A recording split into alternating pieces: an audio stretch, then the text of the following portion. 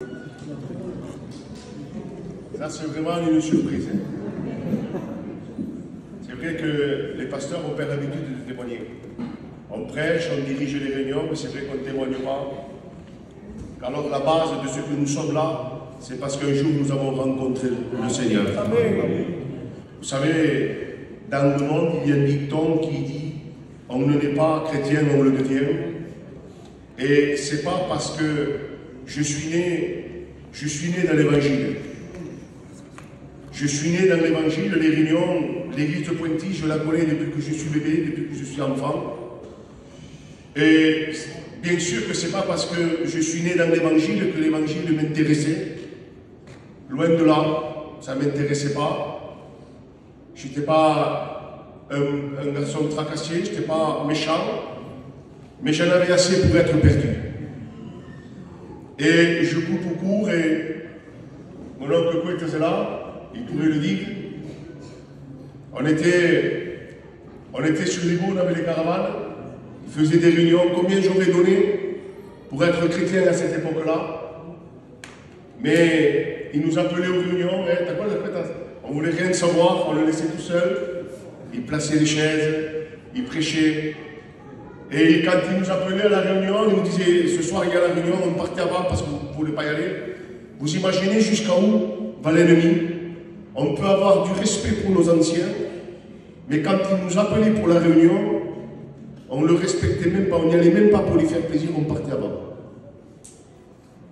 Alors c'est pour vous dire que l'évangile ne m'intéressait pas, mais il est arrivé une époque dans ma vie où j'étais vraiment pas bien.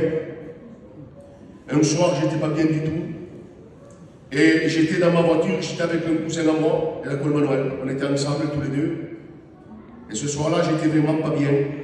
Et à l'époque, ce n'était pas des CD ni des clés USB, c'était des cassettes. Et j'ai trouvé une cassette dans ma voiture.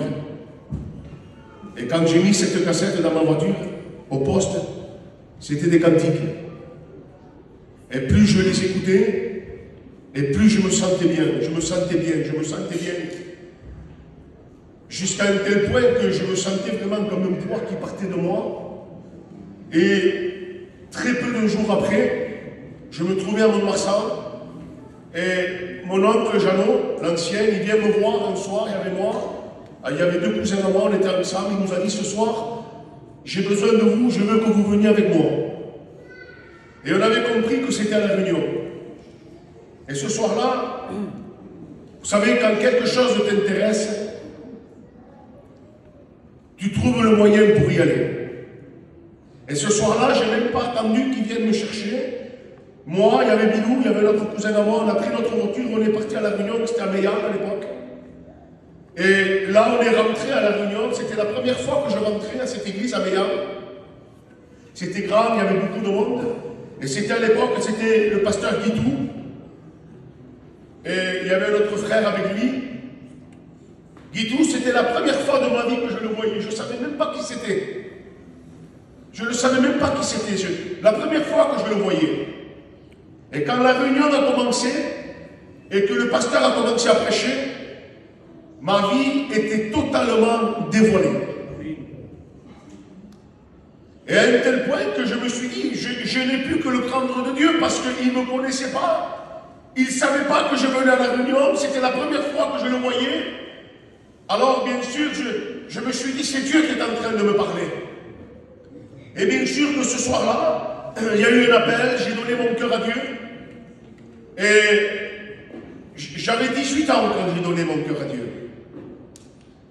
Et croyez-moi une chose, et je le dis à chaque fois, et chaque frère et sœur pourrait dire la même chose. Il y a un regret dans nos cœurs, les chrétiens. C'est de ne pas l'avoir connu avant. Amen.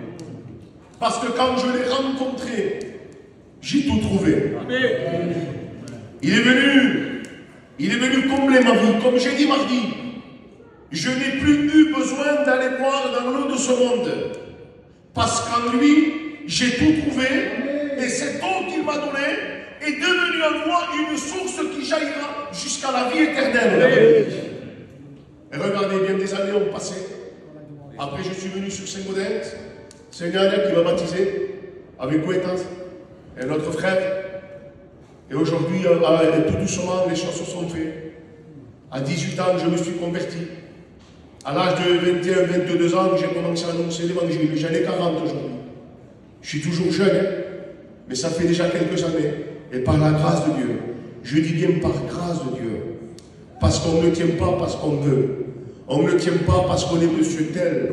Si on tient debout, c'est parce que Dieu nous tient debout. Et par sa grâce, je dis bien par sa grâce, eh bien je suis encore là. Et avec un désir dans mon cœur, bien sûr, de travailler encore plus pour lui, de le connaître plus et de le découvrir davantage. Amen. Que Dieu vous bénisse à tous.